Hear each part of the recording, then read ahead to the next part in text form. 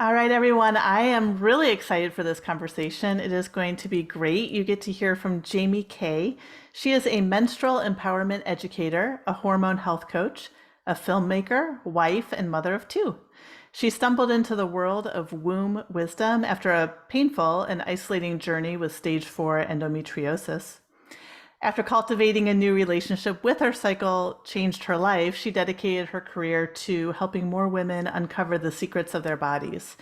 Understanding how our cycle works might just be the most important lesson that you've never learned, says Jamie. I cannot wait to dive into this. Um, Welcome, Jamie. It's really good to have you here. Thank you. I'm so glad to be here. Thanks for having me. hmm I love reading in the same sentence. I don't love reading that you had stage 4 endometriosis, but followed up with, and you have two children, is really remarkable. So I would love to just start the conversation there. I think you have a lot to share with us about the wisdom of the body, but let's start with like maybe the starting place for you, which was a diagnosis. Yeah, and I would say even before that, the starting place for me, was probably 15 when I started having unbelievable amounts of pain and bloating and stomach aches and all this testing. And the doctors are like, we've run all the tests. It's got to be in her head. And so that's what I thought for a long, long time.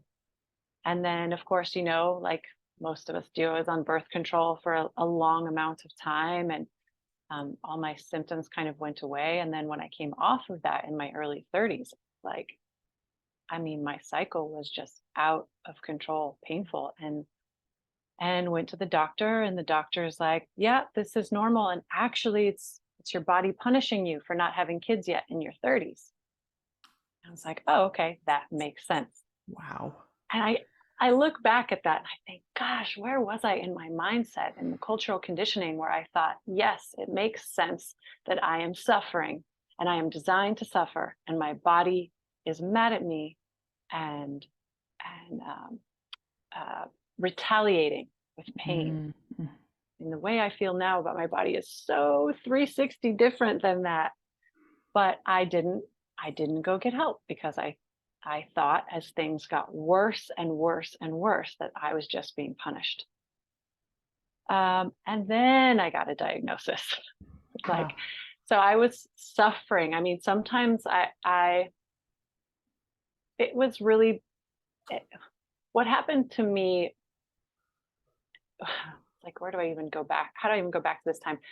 Endometriosis can be so unbelievably painful. And with a lot of women, it seems to be really painful around their periods. I had such intense endometriosis and disease on so many parts of my body that the pain started to be any time of the month. Oh, wow. And it could be what would happen with me, which is kind of unusual, is I could just be like walking in the grocery store. I don't know, let's say it's day 5 or day 10. It could be any time of my cycle. I could be walking at the grocery store. I could reach for an apple. I kind of get a weird tinge in my stomach, like I might have diarrhea. This might be a cramp. And I'd have 30 seconds until my body would bloat up like I was 6 months pregnant. My whole body would start shaking. My my immune system would think that something was attacking me. So I would spike a high fever and I would have to drop to the floor, and I couldn't move one muscle in my body until I took an anti-inflammatory to be able to move.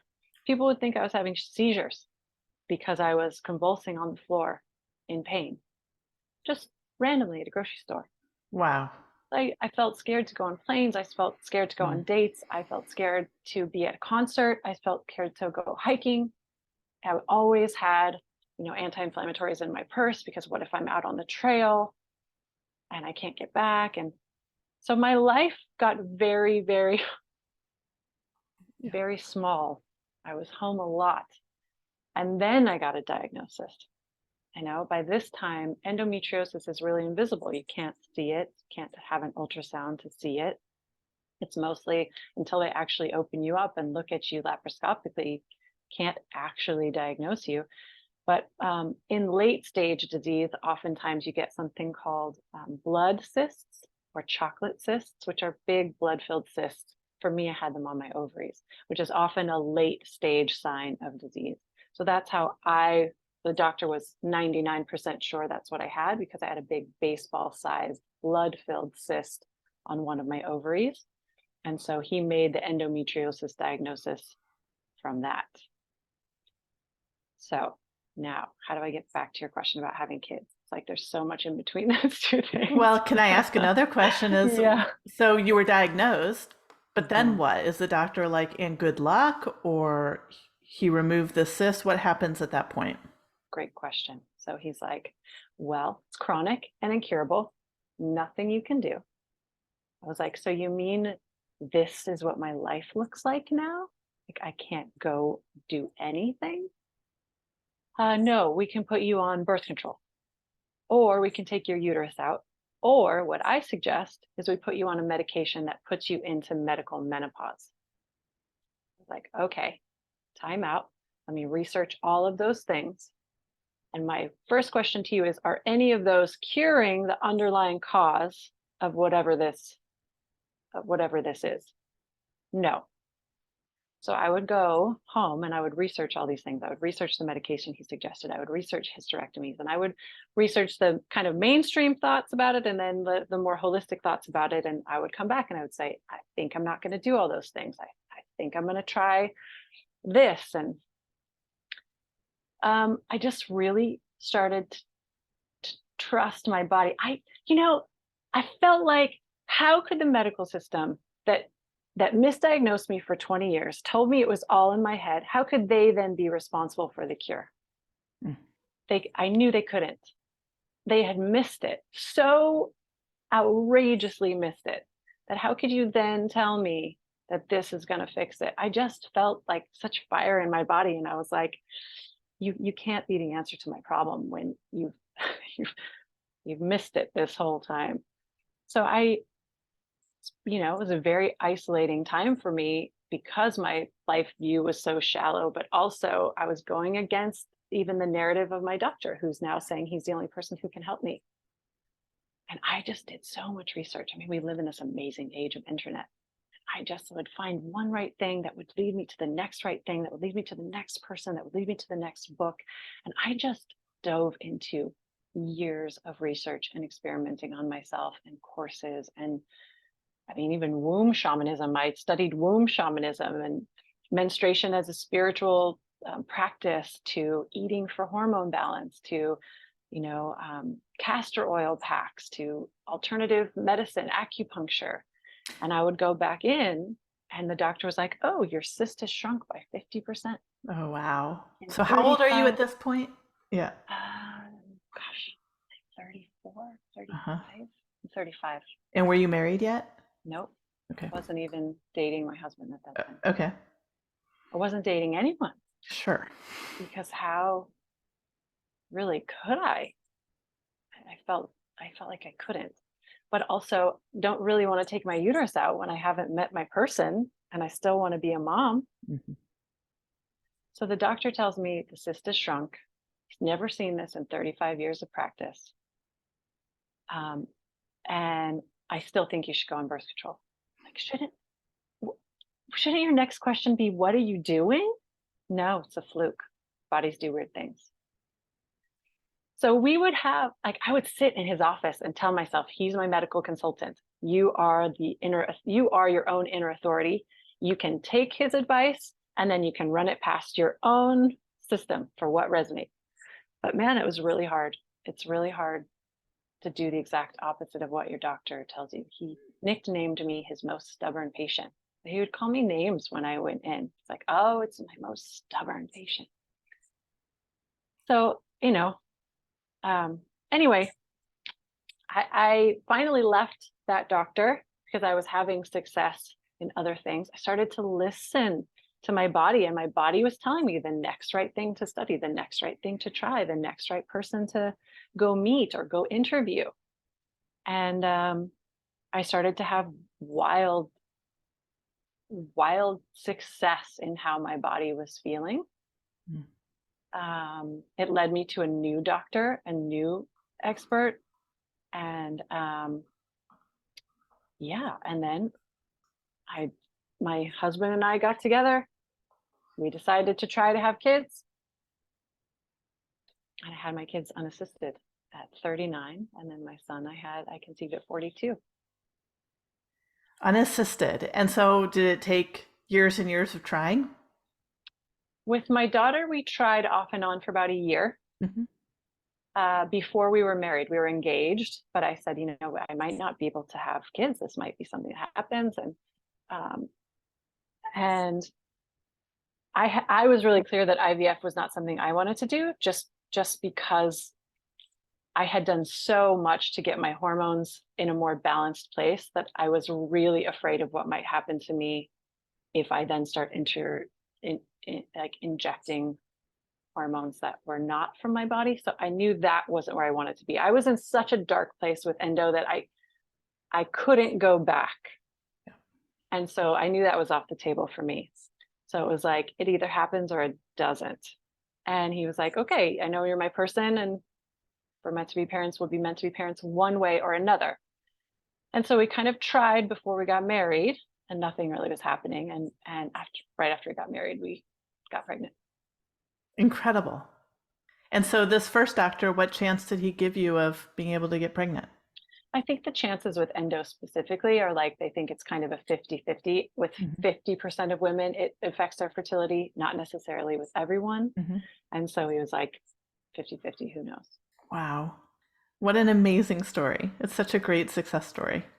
Hmm. Is there Yeah. one thing that you can point to that like really healed you?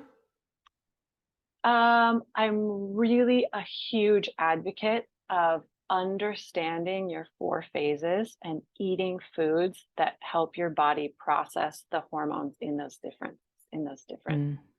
um, four stages, four phases. Sorry. So yeah, eating for your phases, basically. Um, and then the other thing I will tell you, if I was to tell you one secret that I remembered the year I was trying to have a baby, and I didn't have visible signs of ovulation. Like, if your body is balanced and healthy, like you'll see different markers like in your underwear. You'll see that like things change in your discharge. I wasn't having, we were trying, I was trying ovulation sticks, but like my body wasn't showing me that I was ovulating. And I thought, how can I change that? How can I change that? And I remembered something that I had learned in my years of studying something unusual called lunaception. You ever heard of this? I haven't. No. It's this idea. It was discovered in like the 60s and 70s by someone named Louise Lacey. That she had read something that um, was in a nuvspaper that talked about the pineal gland.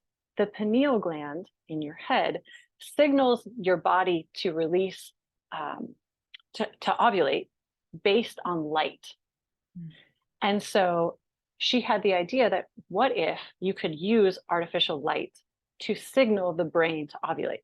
This is the theory that goes back to eons and generations before, where perhaps all women or most women were ovulating in the full moon and bleeding in the dark moon because of the pineal gland and because of light signaling to the pineal gland that there's the most light sky and the most light in the night sky. It's time to ovulate. So she started to do these experiments on tons of her friends where they would sleep with a nightlight in their room around the 3 days they thought they were ovulating, and in complete darkness the rest of the month. Someone else picked up on this research later in the 80s and started practicing this with hundreds of women. And she said, not only does it increase your chances of ovulation, but it fixes all of these hormone issues. And women have had, like, from hot flashes to mood swings to anovulatory cycles becoming ovulatory to Wow. PMS symptoms decreasing. So I thought, okay, we've tried all these other things. We got blackout curtains in the room. We made it as dark as possible. And then for 3 nights around the time that I thought I was ovulating, I would actually just open the curtains and let the moonlight in and the city lights in. I live in the city. And in just 2 weeks of sleeping in darkness and then opening my curtains, it was like I had visible signs of ovulating. We tried to have my daughter that day and I got pregnant. Ooh, that just gave me chills. That's that's remarkable. That's such a cool story. Isn't it interesting? Like I mean, we are it's, so connected to nature. And a lot of my healing was in the remembrance that I am nature. And if I get back in sync with my own cyclical nature, with the way my body's designed, it's it wants to correct itself. It knows how to decrease that inflammation. It knows how to decrease those cysts. It knows how to ovulate. Just needs a little bit of help in remembering. That's been my experience. yeah, absolutely. I think that's so true. Our times have changed so much and our genetics haven't actually caught up with it, you know? So they say like time in nature helps people with decrease anxiety and reduce cortisol. And there's so many benefits that we get from being connected to the cycles and the seasons. I love it. Hmm. And it's so easy to be detached from it in today's age, right? We use lights at night to stay up all night and screens, and who knows what season it is according to what we eat, right? You can get anything you want to at the grocery store any time of the year. We've become easily disconnected from nature, but it's so powerful. And I love that you experienced that. It's remarkable. Mm, thank you. Yeah. Thank you. Um, okay, so you learned that your cycle creates these deeper levels of health and wellness. Hmm. So say a bit more about how you had this diagnosis and this just such a troubling relationship, maybe, if not to put words in your mouth, with your cycle and with Hmm. your body. Hmm. And then you learned that you could take the power back. And so you started that and you were seeing immediate feedback that, like, yes, what I'm doing is working. Hmm. Um, Now you've made it your career. Hmm. So tell me more about this and how you work with women and what, I mean, it sounds just, if you can create what you had in one other person, what an amazing gift, Mm. right? Yeah, and that's really what I felt, is that if I could make this easier for one other person, that would be amazing. Because it took me, I didn't have anyone really holding my hand through it. And it's like, especially with endo, I would love to be able to share resources a lot more quickly with others. Um, so I had a long career in television marketing. I did trailers for movies and promos on television. A promo is like a commercial for a TV show. And I finally had this realization in the height of my endometriosis, which is like, if I have 30 seconds to tell you something, is it going to be,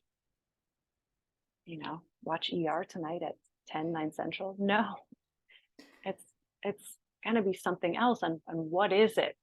And so I started to really think about, like, my time is short on the planet and what do I want to say and what has impacted my life. And so I switched to studying hormone health, to studying womb shamanism, to studying eating or studying nutrition for hormone balance. And so that's where I'm at now, is kind of building my business on the back end, working with women. I would also say that with two small children at home, it's like I put into the business what I can, Sure. whereas I'm also in an interesting season of my life, which is that it takes quite a lot of effort and attention to raise two small people. So I don't work Yes. with as many women as I would like to, and that I will in the near future. But I do have online courses.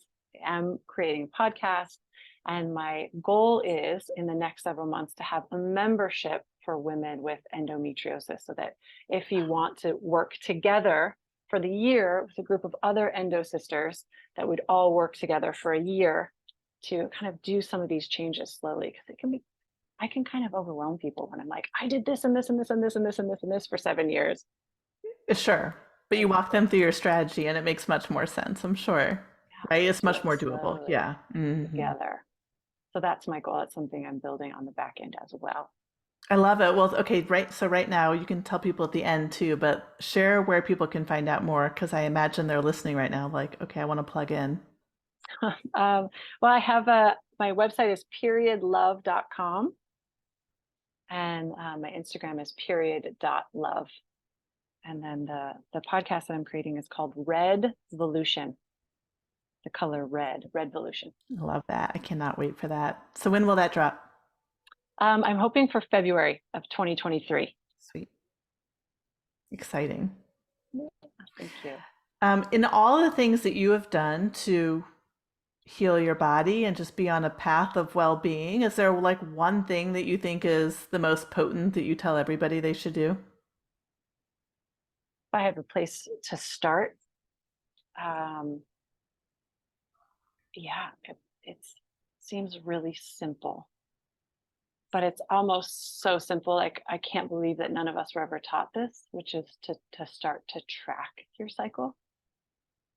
Tracking, let's say that day 1 is the first day that you bleed. Start to track how many days is your cycle, but also start to track, how do you feel today? How are you feeling in your body? What physical symptoms are you noticing? Do you have acne? Are you super moody? Are you really hungry? Are you really horny? Start to track. It can be so simple. Like, if you go to my website, you can do a like free tracker right there on the website. You can literally write down for 60 seconds 3 things about the day. But what's so profound is this: if you do this for 3 months and then you compare day 3 to day 3 next month, day 3 the month after, you're going to see this map to yourself. What days are you feeling most creative? What days are you feeling most social? What days do you always want a hamburger? What days do you really feel attracted to your partner? What days do you need more space from your partner? And you're going to see that you are way more predictable than you ever imagined that you could be. And when you see this map to yourself, you go, oh, I could actually start to build my life around taking more space at this time. Because if it's happened for the past 3 months, I can be pretty sure it's going to happen the next month.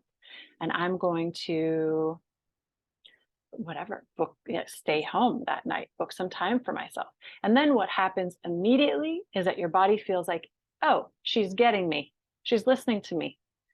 She's on the same page with me, which decreases stress, which decreases symptoms. I think a lot of my issue was a lot of things, but one of them is working against your body's natural rhythm.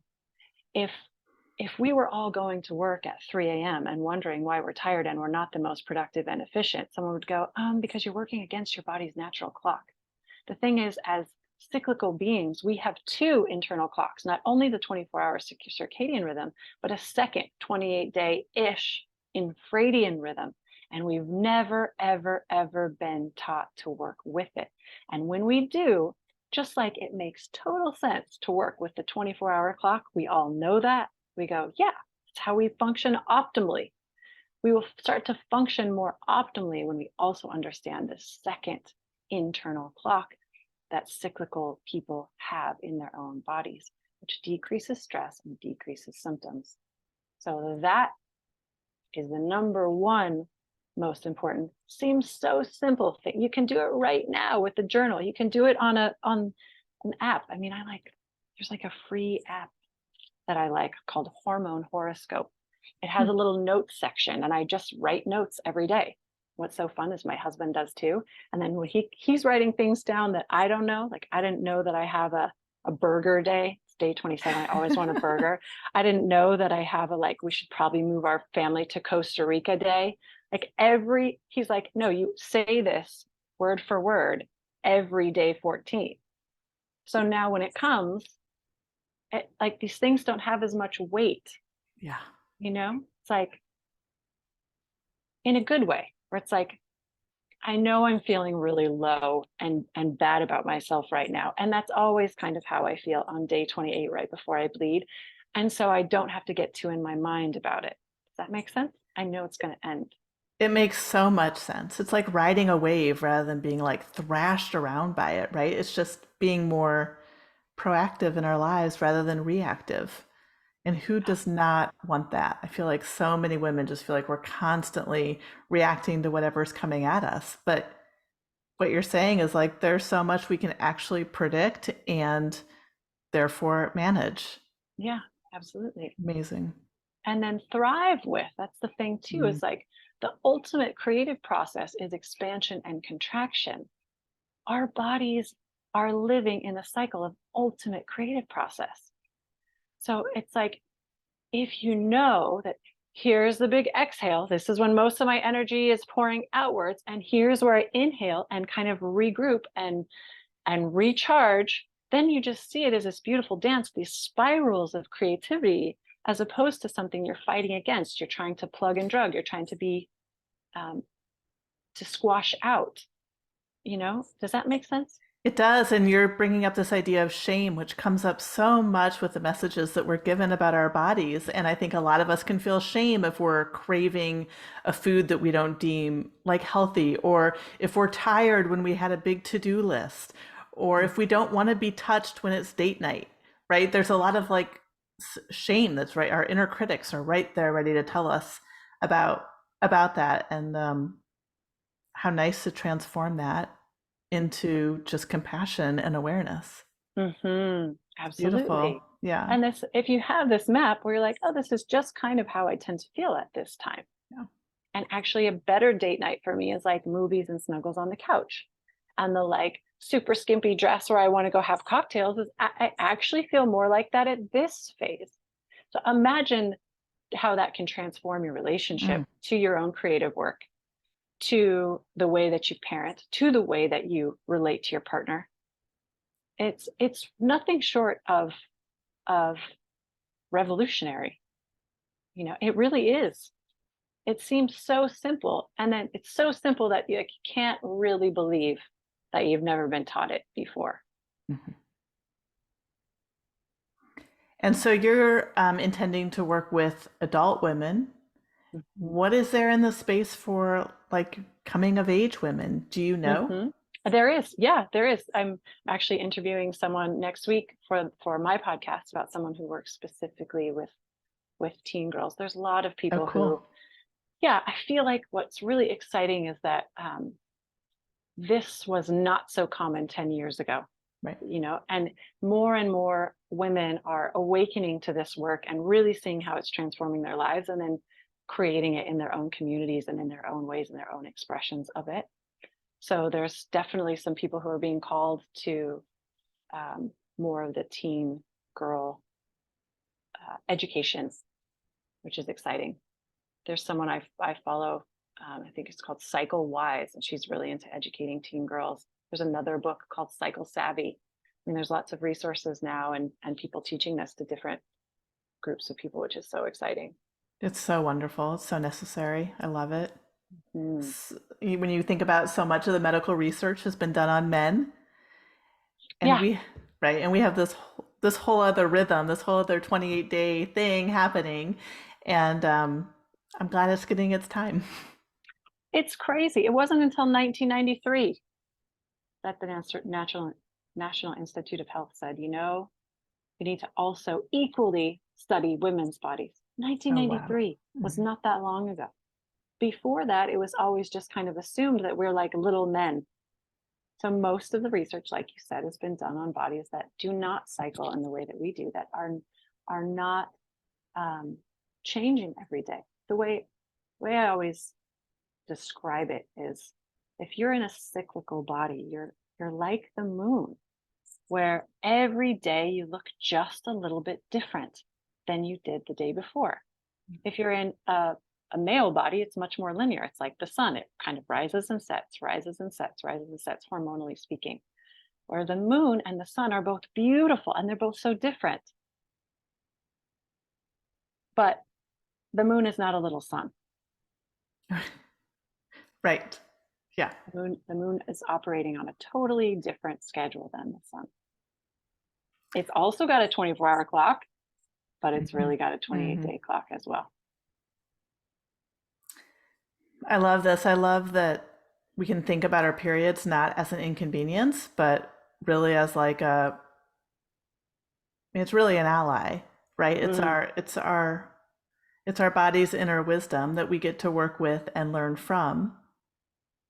absolutely. Yeah, and I love to teach that. Like I love for that message to be given to teens, right? Of course, like when they start getting their period, to understand that. And it's so important for adults to also be embracing that, since we probably didn't get that as a teen. That wasn't my Hmm. experience as a teen. Me neither. Yeah. And a lot of times women are saying, what can I do to change my daughter's relationship? What can I do? How can I teach her? By example. Hmm. You can start to do a few things differently for you and then share with her what you're doing for your own process, and that's going to do so much more than you realize. So a lot of times I find adult women I work with sometimes want to skip the step of doing the work on themselves and change the trajectory for their daughters. It's easier, right? Sometimes. And it's like it really is going to start with you. So good. But the Um, one thing, if there's one more thing I can say that please. you just brought up to me, which is that your period is really your ally. Like that is the huge takeaway that this work has done for me, which is your body is your greatest ally. And that's why it's so foreign to me when I think back to that time the doctor's like, your body is punishing you. And I was like, yeah, okay, that tracks. For now, I think each one of us has come here for a purpose in this specific time, and that your body wants you to be your most vibrant, whole, creative self so that you can fulfill that purpose. And it's giving you feedback all the time. This pain is feedback. Blood is feedback. You can actually tell what's happening with your hormones based on the color and consistency of your blood. No one's ever told us that. This is all feedback because your body is like, hey, we're out of alignment. Here's instant feedback so that you can get back in alignment. But if we don't know that, then we don't know the body is the ally. We don't know the body is trying to get back in balance and try to help us, live a life of vitality and energy and creativity and purpose. So it's a huge, huge, huge takeaway for me. Just the Yeah, body is your greatest ally.